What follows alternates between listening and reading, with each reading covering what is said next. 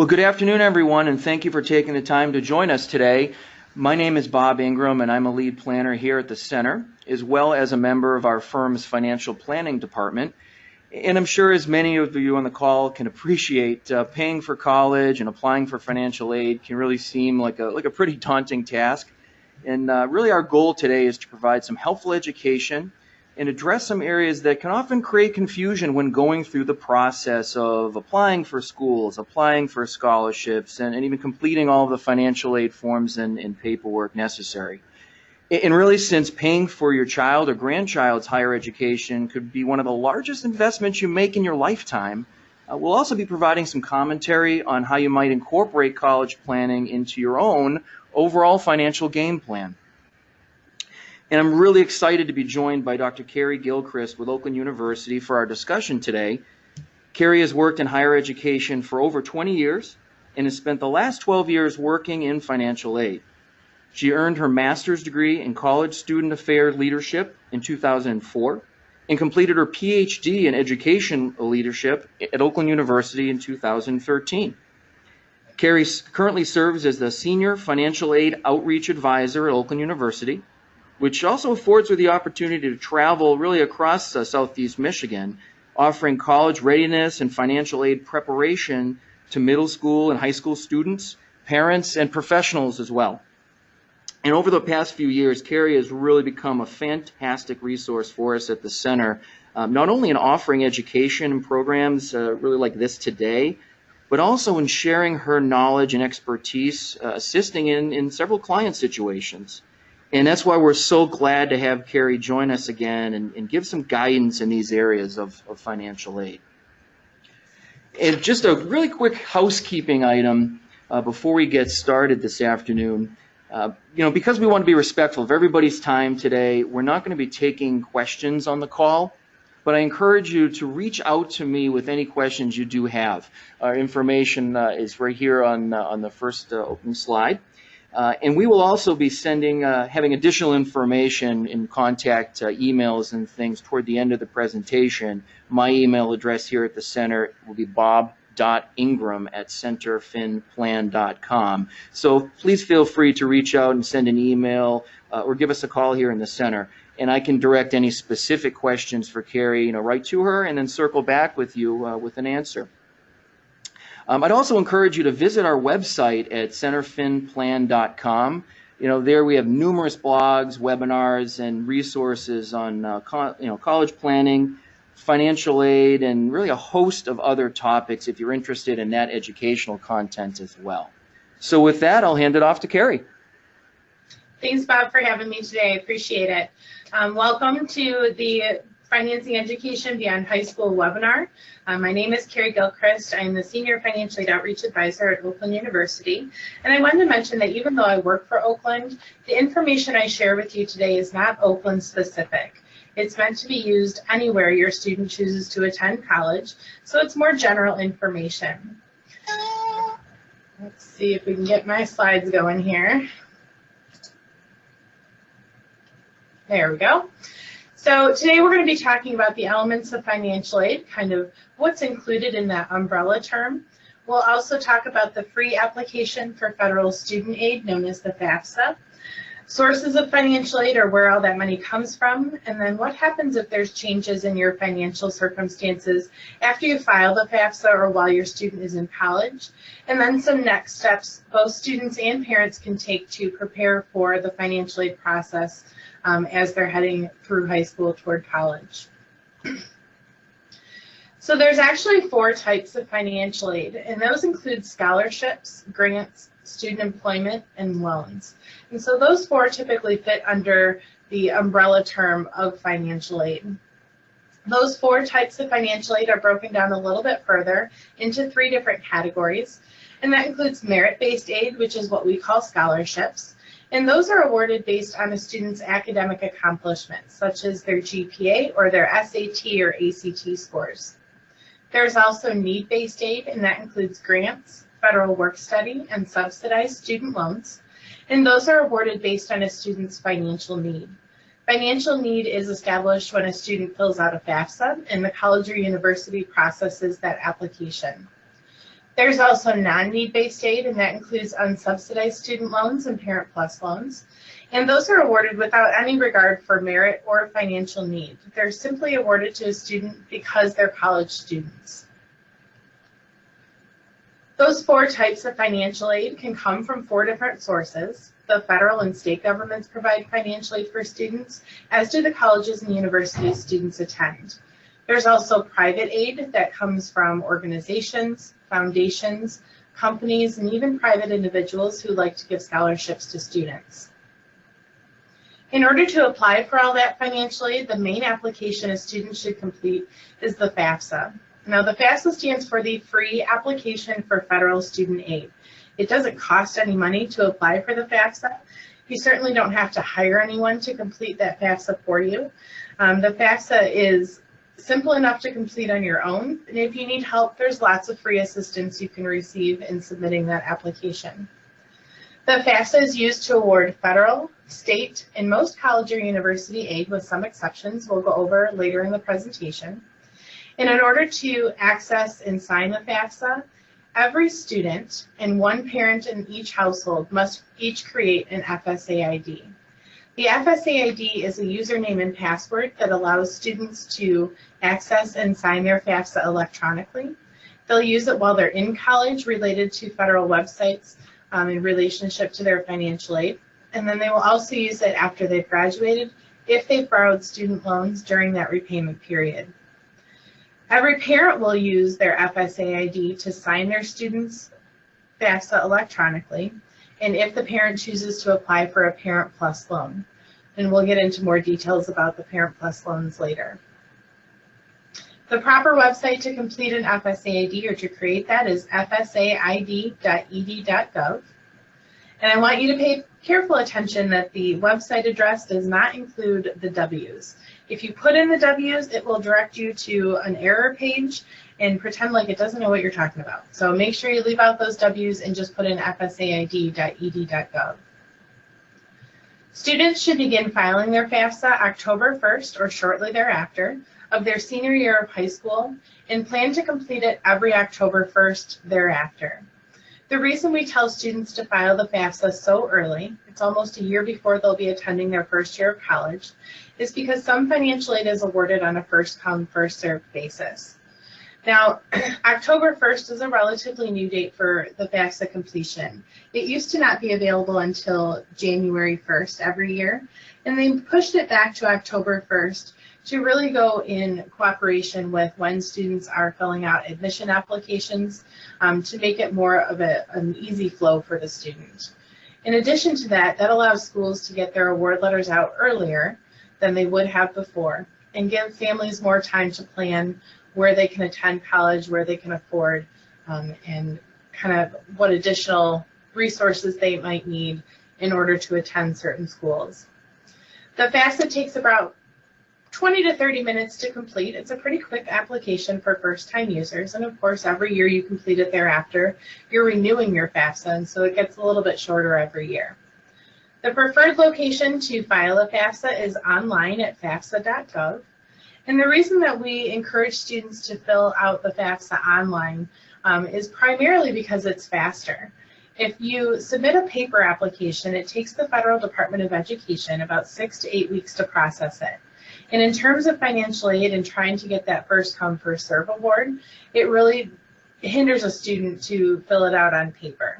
So we really want students to fill it out online. Once you submit it, it takes the Federal Department of Education about 3 to 5 days to process the online application.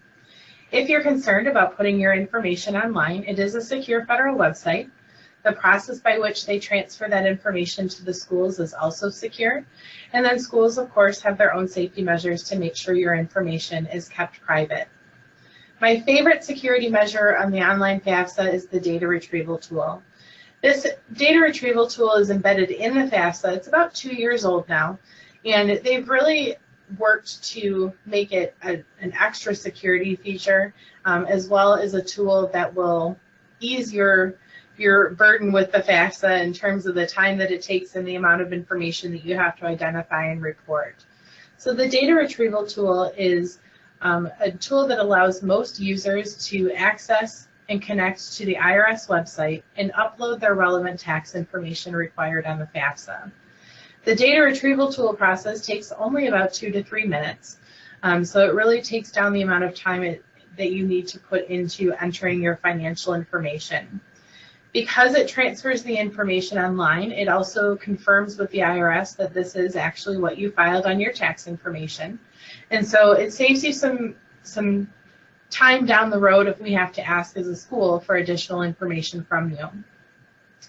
Now, the reason I say it's an added security measure is because the data retrieval tool, when it transfers your tax information, it never actually shows the data from your tax return on the screen. Instead, it shows a sentence that said this information is transferred from the IRS, and it becomes encrypted. And as the Department of Ed sends it electronically to the schools that you list on the FAFSA, it doesn't become unencrypted until the school receives it and begins to process your financial aid package. So there's no kind of worry about transferring that information over the internet because it's all encrypted and never actually shows on the screen. There's also skip logic. So if you heard about kind of the old FAFSA and that it takes a long time and there's some confusing questions and things like that, skip logic has really addressed those issues. It allows you to continually answer questions on the FAFSA and works ahead to determine if there are questions that it can remove because they're no longer relevant to your household based on previously answered questions. So the result is a much shorter application that's more relevant to your student and your household. There's also more detailed instructions and help for common questions for those who need it. You can actually click in any answer box on the FAFSA and it will tell you the definition of what it's looking for and exactly where to find that information. So for example, if you are entering your tax information manually, based on the tax return you filed, it will tell you what line to pull the answer from for each question.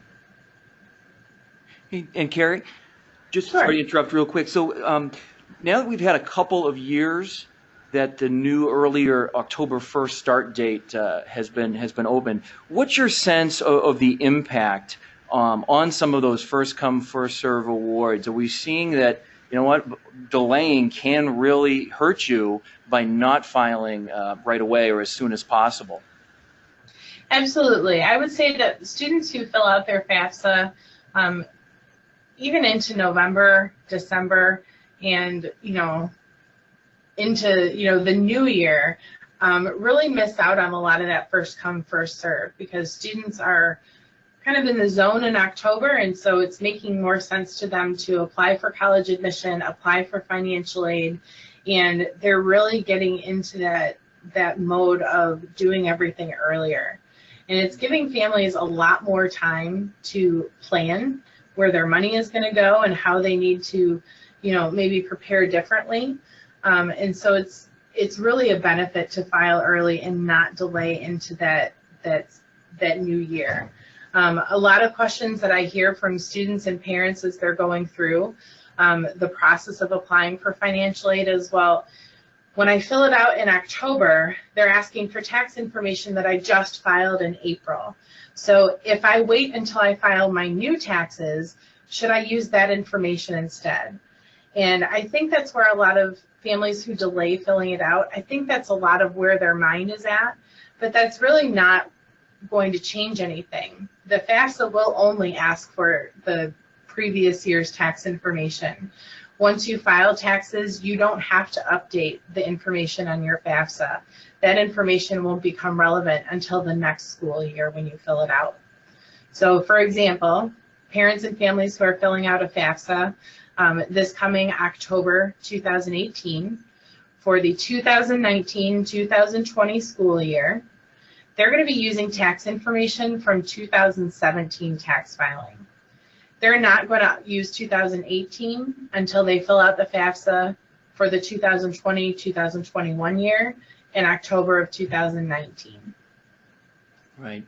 Yeah, that's helpful. And so just really kind of reiterating that point of starting early and doing some planning ahead, getting familiar with those tools that you mentioned and the application itself online really can pay some dividends.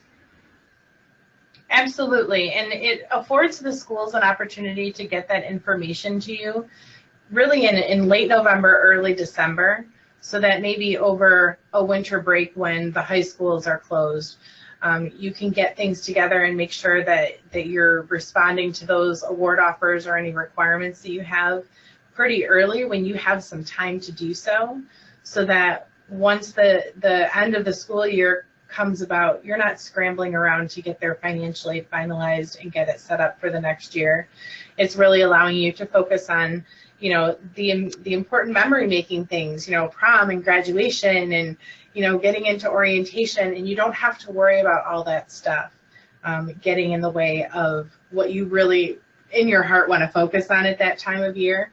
And that also means that you have, you know, a pretty relaxing summer, and it's a smooth transition into the college year. So I really encourage families to tackle that when they first are available in October.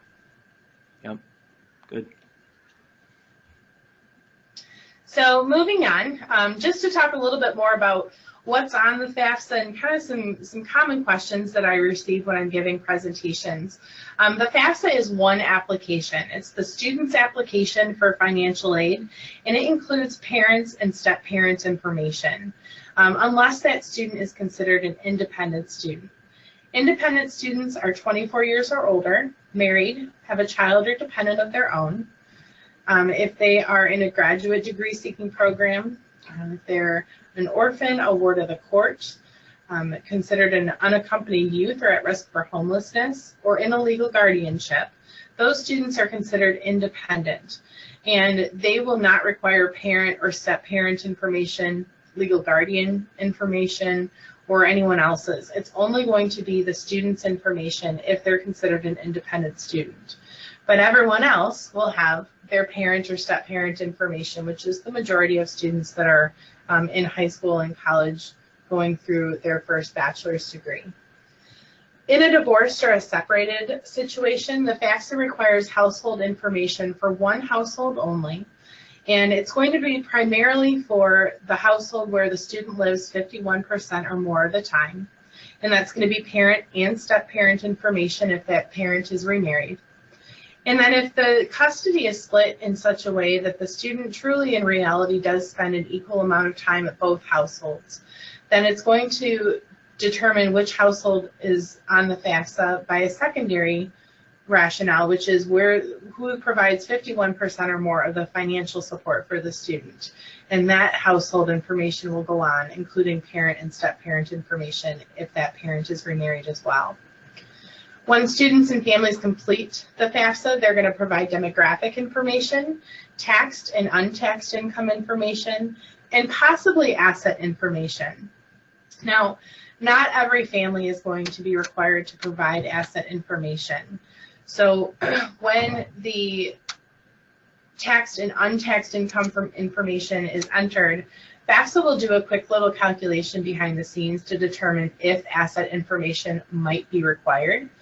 And if it says that it could potentially be required, it will determine the family's asset threshold. And it will ask the question, does the net worth of your assets exceed this amount? The amount it's asking about is considered the asset threshold. And it may or may not be that the net worth of your assets exceed that amount. So if the net worth of your assets exceeds the asset threshold, you're going to say yes and enter in some information about your assets or the net worth of your assets. If the net worth of your assets does not exceed that asset threshold, you say no and you move on with the application. Now, if you are required to enter asset information because your assets exceed that asset threshold, it is not the end of the world. It's not anything to panic about. It is perfectly acceptable to have assets and savings and, have prepared that way financially. That's perfectly fine. The information that you enter about your assets actually only contributes to the end result of the FAFSA about 12%. So it's not a huge consideration in that expected family contribution at the end of your FAFSA. Now, if you do have to enter assets, it's important to know kind of the breakdown of what they're going to request from you. There's 3 questions about your assets, and it's always the net worth, so the value minus the debt of the asset. The first question for the assets are going to be the balance of your checking and savings accounts plus any cash that you keep on hand. The second question will be about investments, so stocks, bonds, CDs, any 529 plans, MET or MESP college savings plans in your household for any children. Those are always going to be included as part of parents' assets. Any land that you might own, rental properties you have, or any accounts for which you're the owner, not the custodian. That's an important distinction. They're also going to ask about any business assets if you own your own business, and that's going to be the net worth of any buildings, equipment, and supplies.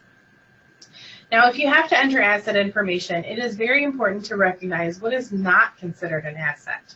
So assets do not include the house you live in, the car you drive, any retirement plans, or any accounts for which you're the custodian and not the owner. I will give you an example of kind of an account that you might have as a custodian. So a lot of us, as our parents age, we become kind of custodians of their bank accounts so that if something happens, we can have access to the money to provide for their care or whatever it is that they need. If I were filling out a FAFSA for my child, I am not going to include that information into my asset information because that's not my money. That's my parents' money. I'm just the custodian on their account, and it's nothing that's considered my direct asset. Now, once you submit the FAFSA, there's two different things that happen. The first is the expected family contribution is calculated, what we refer to as the EFC. And by definition, the EFC is the amount the Federal Department of Education considers a reasonable expectation that parents and family members will be able to provide for that student's educational expenses. Now, I will always be the first one to tell you that you may not consider that to be the most reasonable number. And that's okay, because colleges and universities don't really use it the way you might expect. We use the EFC that's calculated by FAFSA to tell us the type of financial aid for the student is eligible. So it's going to not have anything to do with at all the total amount of financial aid they're eligible for. It's going to help us figure out what type of aid that's going to be. The second thing to happen is a student aid report is developed and emailed to the student. So when you submit the FAFSA, it takes about 3 to 5 days to process, and the student will get an email that says that their student report is available on FAFSA.gov. When the student logs in, it's a PDF they can view of all the questions and answers that were submitted on their transaction of the FAFSA. And this is a very important document to review because you want to make sure that what you intended to communicate about your household information is actually what you communicated. I can tell you from personal experience, if you're trying to go too fast on the FAFSA and you accidentally add a 0 to the end of your household size, and now you're reporting that there's 40 people in your household instead of 4, that can make a big difference in a student's financial aid. So you kind of want to go through and make sure that you didn't make any errors like that. If you did, they're easy enough to fix. You just have to get back onto FAFSA.gov, make those corrections, and resubmit the FAFSA. Every college and school listed on there will receive that information and be able to update anything if necessary. Now, while all that is going on with the FAFSA folks, colleges and universities are determining their estimated cost of attendance. And the estimated cost of attendance is how we figure out how much financial aid a student can receive in 1 year. And the way that every single school determines that is they add up all their direct charges and indirect expenses they anticipate a student will have during that school year. So the direct charges are things that a university or college bills a student for directly.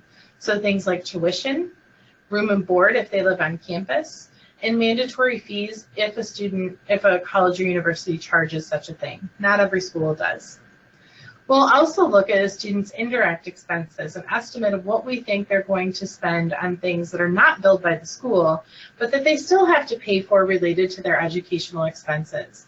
So things like their books, transportation to and from campus if they're a commuter student, or transportation home if they're living on campus or to an off-campus job. We're also going to take a look at what it might cost them to live off campus or at home while they're going to school rather than on campus. And we'll also take into consideration kind of miscellaneous living expenses, the things that, they need, every once in a while, shampoo, conditioner, toothpaste, boots in the winter if they're going someplace cold, things like that. It's certainly not meant to pay for a whole new wardrobe every season, but it does help them toward their living expenses if they are in need of that. So colleges and universities, once they've made this estimate, they will add up their direct charges and their indirect expenses to reach their cost of attendance. And again, that's how we know how much financial aid to award to a student. Once the college receives the FAFSA, we use that EFC to determine the student's financial need. So we take our cost of attendance and we subtract the value of the EFC calculated by FAFSA, and that tells us a student's financial need. The financial need is the maximum amount of need-based aid a student can receive relative to the merit-based aid that they were awarded within their total financial aid package. So if you picture financial aid as a big 5-gallon bucket, and there's a fill line somewhere on that bucket, once we start awarding financial aid, we can pour in scholarships, grants, work study, and subsidized loans just up to that fill line. Anything above the fill line to fill up the rest of the bucket is awarded a non-need-based aid, so a plus loan and an unsubsidized loan, for example. Our goal as a school is to award a student as much financial aid as they can receive, so to bring up their total financial aid package up to that cost of attendance and let them decide what they want to accept or what they want to decline, to be able to kind of have some control over those financial decisions. At this point in time, schools are going to start sending out award notifications to students, and some additional information is likely to be required, especially for incoming freshmen who are new to the college experience. About 30% of students through the FAFSA are selected for a process called verification. And verification is when colleges and universities are required to collect information from the student in order to verify their FAFSA was filed accurately. So we'll ask for documented proof of all the information you put on the FAFSA so that we can go in and make sure that there were no mistakes made. If you were not chosen for verification, there's likely some other requirements that you will still need to complete for every college or university you've applied to. You may have to formally accept or decline your financial aid offered. You may have to provide proof of high school graduation, so a copy of your diploma or your official transcripts with the graduation date on it. You may have specific scholarship requirements to complete for that school. And if you're going to borrow federal loans, you're always going to have to complete entrance counseling and a master promissory note. All that information will be listed in the award letter, or students will be directed to an online student portal at that school to access their requirements and keep an updated view of their account so that they can understand kind of where their financial aid is coming from and where in the process they're at. Now, in terms of financial aid, there are some handouts that you can gain from our website. If you'd like to hold something in your hand or go on the federal or state website, and you can view a handout about these awards at oakland.edu/financial services/events on the first tab. There's some money that comes from the federal government. Every student that fills out a FAFSA is automatically considered for all of these grants and scholarships and loans and work study that they're eligible for from the federal government. So it's not something where you have to kind of express interest in each kind that you're interested in. We automatically award a student what they're eligible for, and then you can make your decision of what you want to accept and decline. The federal government is probably your largest source of finance. The TEACH and the SEOG, and those are all awarded to a student without obligation to pay them back. So they're free money they can use to pay for their educational expenses and never have to worry about repaying those back. The Federal Supplemental Educational Opportunity Grant, the SEOG, that is one of those first come, first serve awards we discussed in the beginning. So schools are given a limited amount and they award them to students in the order in which they receive their FAFSA. So that's one of the reasons why you don't want to delay filling out that application, because you want to get your place in line early to get some of those first come, first serve awards. Federal Work Study is also a first come, first serve award. It is an opportunity for a student to get a job on campus and then earn their paycheck through that grant. So the department that hires the student uses that grant to pay the student's wages. It is hardly ever money that applies directly to the bill, but instead is money that students can earn in a paycheck. The federal government also offers loans to students. The subsidized and unsubsidized loans are offered to the student in the student's name only. Parents are not co-signers for those loans. The subsidized loan is an in-school interest-free loan, and the unsubsidized loan accrues interest while the student is in school. One of the nice things about the federal loans is that a student has the option to pay that interest while they're in school, but it's not an obligation. They can also pay early, so there's no penalty for early repayment. So I always tell students, if you find $5 on the sidewalk, you can throw it at your loans. They're not going to expect you to do that every month or every semester. There's no penalty for that early repayment. In addition to that, if a student borrows federal loans, they have a 6-month grace period after they graduate from college before they have to start loan repayment. And there are a number of loan repayment plans a student can choose from that will fit their budget in whatever situation they have at that time. There's also a Parent Plus loan, which may sometimes be offered to students after they have been awarded all the financial aid they're eligible for in their own name. Then they may have an offer for a Parent Plus loan to bring them up to that cost of attendance. Now, the Parent Plus loan is also a federal loan. It is something that a parent would apply for and borrow in their own name. It never reverts to a student loan. It always is a parent loan, a parent responsibility to pay that loan back. One of the nice things about the Parent Plus loan is that it offers an opportunity to get an additional federal loan for the student to supplement their financial aid package if you choose to do that. It is a credit-worthy loan, so you have to apply for it separately. And if you're approved and you want to use it, you can absolutely do that.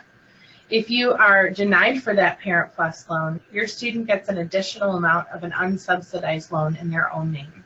So it helps students kind of achieve that additional loan without having to go through a bank or a private lender, which can often be a more expensive option for the student. The state of Michigan also offers financial aid for a student, and a FAFSA is required for all state awards to be completed by March 1st of the student's senior year of high school. Now, my expectation is that nobody is going to wait that long because everybody's going to fill it out in October. So you won't ever have to worry about that March 1st deadline. There's one scholarship through the state of Michigan that's offered automatically, and that's the Michigan Competitive Scholarship. It requires that students receive an SAT score of 1200 or higher, and it is a need-based award. So whatever school the student attends, they have to have established financial need when they fill out that FAFSA and the college or university processes it.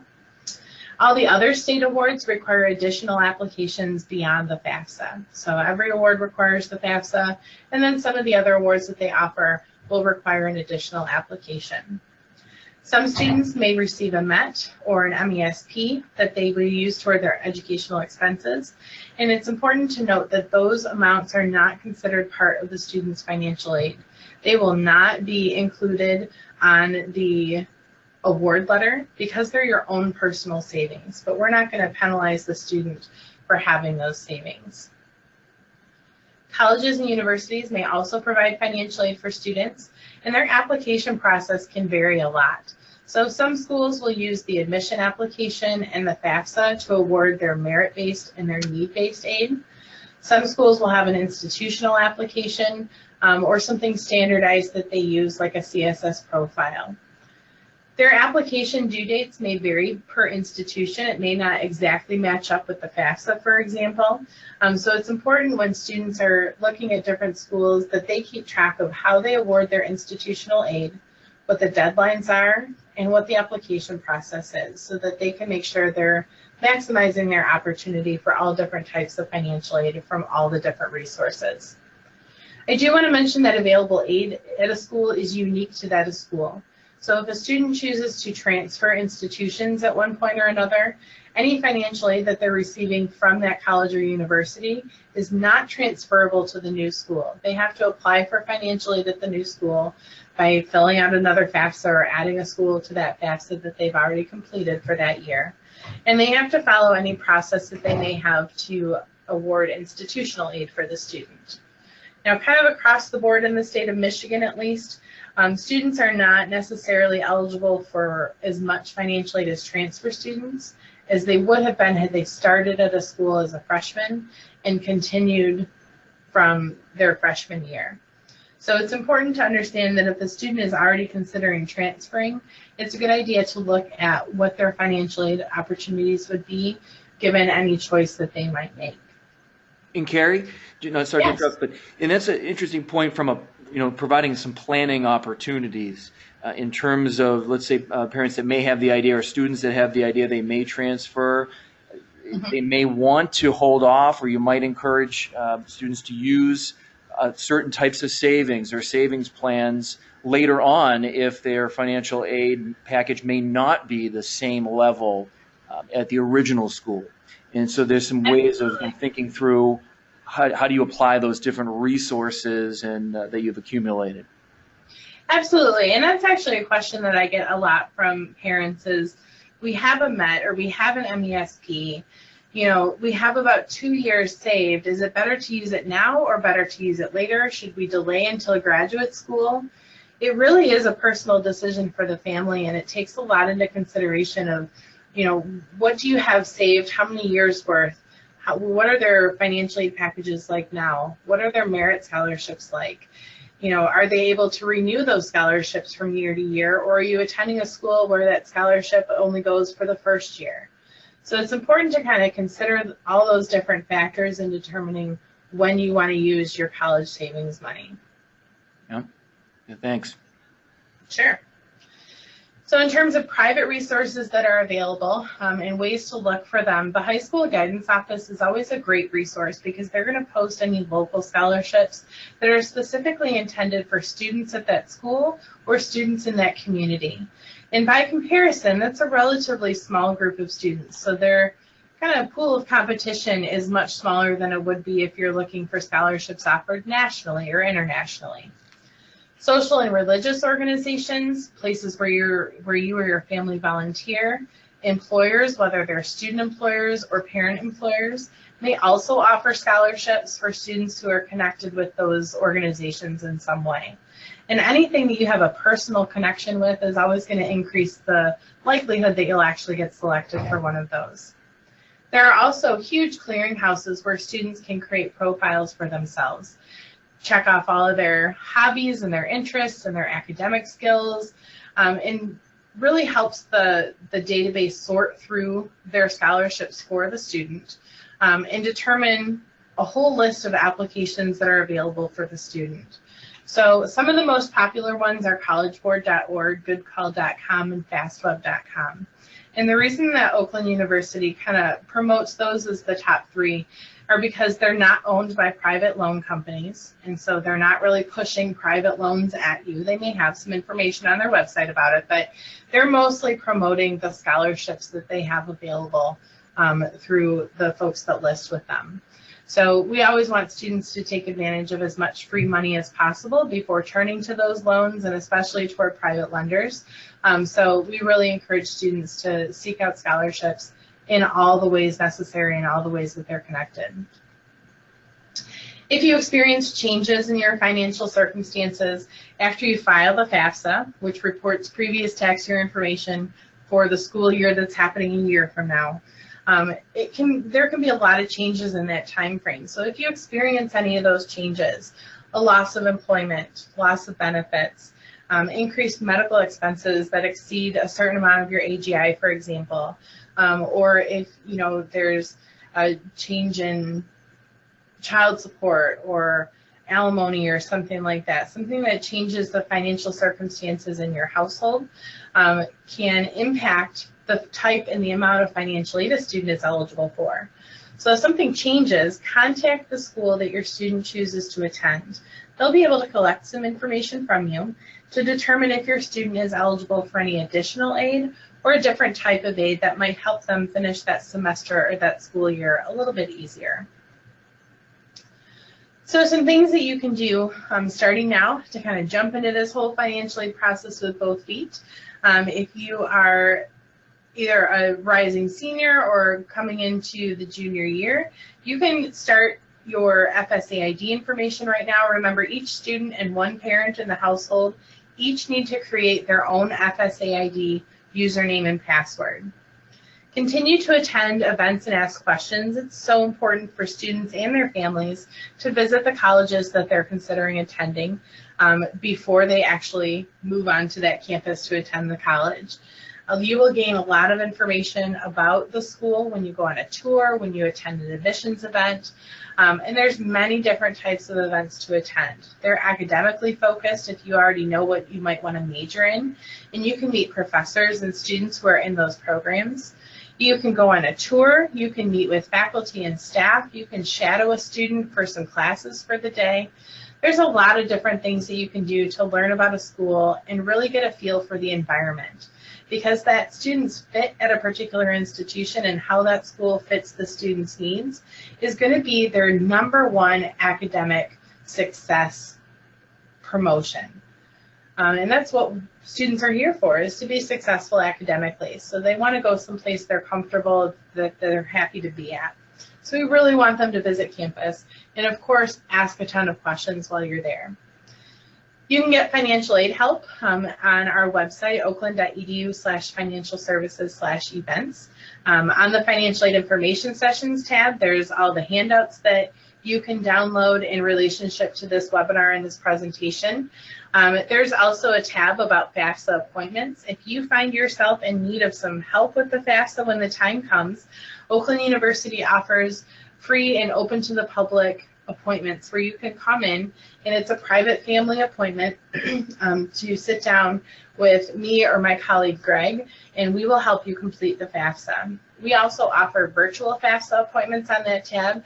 If you live at a distance from the university, or the weather's bad, or you just want to sit on your couch and have a glass of wine while you fill out the FAFSA, you can do a virtual FAFSA appointment, and it's a private webinar between myself or my colleague Greg and your family to help you complete that application. There's also an award letter evaluation tab, and there's a worksheet that will help you evaluate every single award letter that you get from all the schools that your student applies to.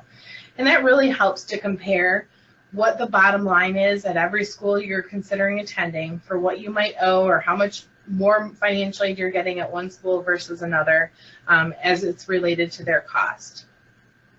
There's also the FAFSA forecaster if you're really anxious in determining kind of what your chances are with financial aid. The FAFSA forecaster is available at FAFSA.gov, and that tool provides you an estimated EFC.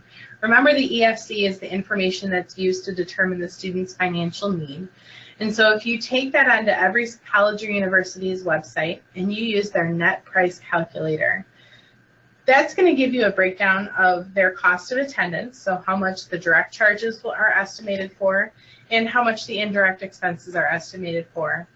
And a lot of them will also give you an estimated financial aid package.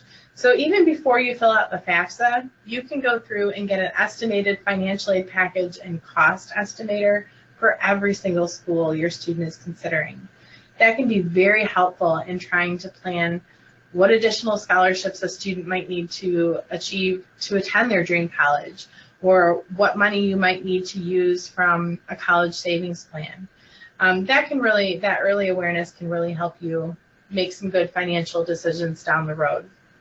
I always encourage students to apply for private scholarships, create a weekly goal. If they start as juniors in high school applying for private scholarships and they fill out 50 applications a week, or they decide they want to spend 2 hours every week working on that process, and they continue that from the time they're juniors till the time they graduate from college, they're going to have a good 5 or 6 years of continually applying for private scholarships. And increasing the applications like that really increases the probability that they're actually going to get selected for those. So it does add up over time, and it's really important to be consistent. My best advice for parents is to work with your student, not for your student. Don't fill out their admission application. It's important for those students to have their voice heard in that process. The same thing goes for applying for financial aid. Since student and parent information is required on most FAFSAs, it's important that you sit down as a family and complete that application together. My last piece of advice for parents and students is, if you don't need a loan, don't take a loan. That information that students are borrowing money and they're repaying. They get that basic information, but they don't necessarily have an understanding of how that loan is going to impact their lifestyle after they graduate. And so we really want students that if they need that loan, if that's how they're going to pay for college, that they make the wisest decisions possible. That's what the loans are for. But if they're using it as money to buy their books, pay for a new car, get a whole new wardrobe every semester, that's not really the wisest choice for their money. So we want them to use it for their educational expenses, and it's there if they need it to pay for their housing, their books, their transportation costs. But really we want them to limit how much of a loan they borrow. If you have questions, high school guidance counselors are great resources. Financial aid folks and admissions representatives, we're really eager to make this a smooth transition for you, so please utilize us. Excuse me, I couldn't hold that in. You're also welcome to contact the Student Financial Services Office at Oakland University. All the programs that we offer, the FAFSA workshops and things like that, those are open to the public. You don't have to be attending Oakland to access those resources, and likewise you don't have to be a student here to contact our office and ask some questions. There's a lot of information on our website. You can also call and talk with an advisor. Access the information on the Federal Department of Education website and the State Department of Education website, particularly for those state awards that require that additional application. And Bob, I'll turn it back over to you. Thanks so much for having me today. I appreciate it.